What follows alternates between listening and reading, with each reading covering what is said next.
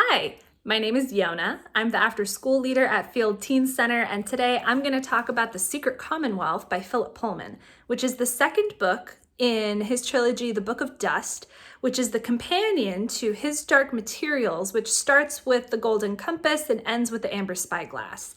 It's also a movie, or at least the Golden Compass is, and a BBC series.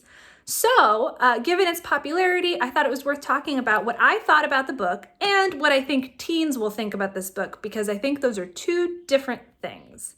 I really liked this book, but I'm also really confused why it has been listed as a young adult novel, because I don't think it's a teen novel. I just don't.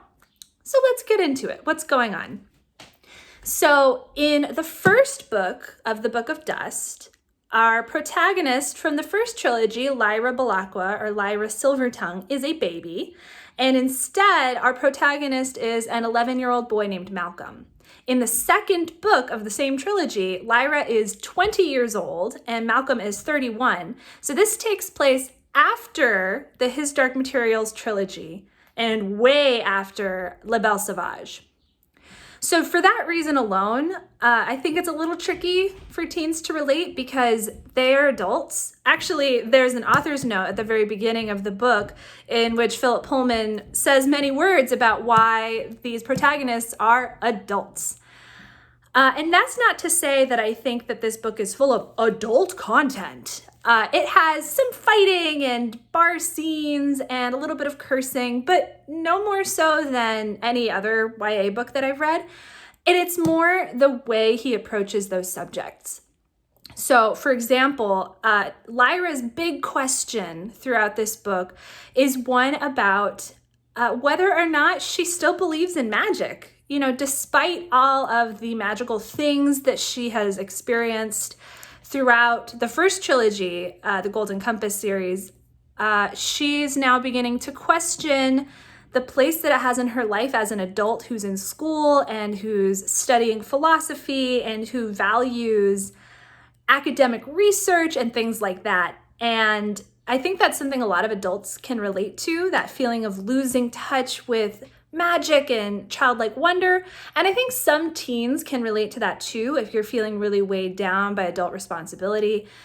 And for Lyra, she is so at odds with this problem that she and her demon, Pan, have basically gone through a breakup over it. Now, if you're familiar with Philip Pullman's worlds, demons are these animal spirits that are part of everybody. They are a manifestation of your personality and your soul that exists outside your body, and they can talk. So hers is a pine marten, and his name is Pan. And so he's a piece of her, and they don't like each other. She's clearly depressed, and she's having to deal with these questions without him because he has pieced out. So it's a pretty serious situation. So I'm not sure how much I think teenagers will relate to the way that she's dealing with this problem, but it's possible. Another big theme that I'm seeing here is the idea of getting older and getting older as being more vulnerable, like physically. There are characters who get hurt. And they start to realize that every time they get hurt, they will get hurt more easily because their bodies are aging, which is really not a very teenage theme. Like his other works, there are a lot of politics, like capital P, heavy-duty politics, that I remember when I read His Dark Materials as a teenager. I skimmed a lot of it. And even as an adult reading this book, I kind of can see why I skimmed it as a younger person. I enjoyed it now. If you don't love politics, you won't be very interested in this because it's very important. We've got this very fascist takeover of the government by the church and all of its intricate divided bodies kind of bickering and vying for control, and some very sneaky political trickery that one character in particular is pulling together. This story reads like a spy novel with some magic in it more than anything else. So we've got characters who realize that somebody's following them and they use the reflection on their watch to see that and to like trick them into being the one who is now followed and things like that that are fun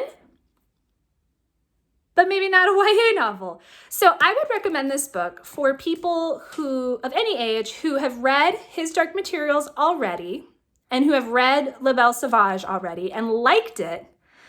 I would not buy this book for a teenager. I think older teens very well might like it. I loved the His Dark Materials series when I was a teenager, but I think most teenagers probably won't. That said, it is listed as a teen book, and I think a lot of it is just because, there's not a ton of cursing. It's not especially graphic or gory. So it's like appropriate for teens in that way. And then, the first book in the series is about younger people. So I think that's what they must have been thinking. This book does come with a big trigger warning. It does not have a lot of intense violence, but it does have a scene of pretty upsetting sexual assault towards the end. So that is worth knowing about. If it's triggering for you, I definitely think this particular scene would upset a lot of people. So heads up. I also think this book was sad overall. I liked it. I like sad books, but it left me feeling like I was in my feelings. And some of it is because this is the second book in a trilogy, and Philip Pullman is not afraid of a cliffhanger. I think that the second book in His Dark Materials also ends with a big bad cliffhanger. So we know there's more coming, and I think that the third book is very likely to end on a lighter note. This one did not. Everything is not okay. We're left feeling like things might become okay, but a lot of things are unresolved, and it's hard. So that's another reason I don't know that I think that this is a teen book. We'll see. Maybe I will feel differently after the third book, but as of right now, I will say I liked this book a lot. I think some teenagers will like it. I would not go out of my way to put this in a teenager's hands.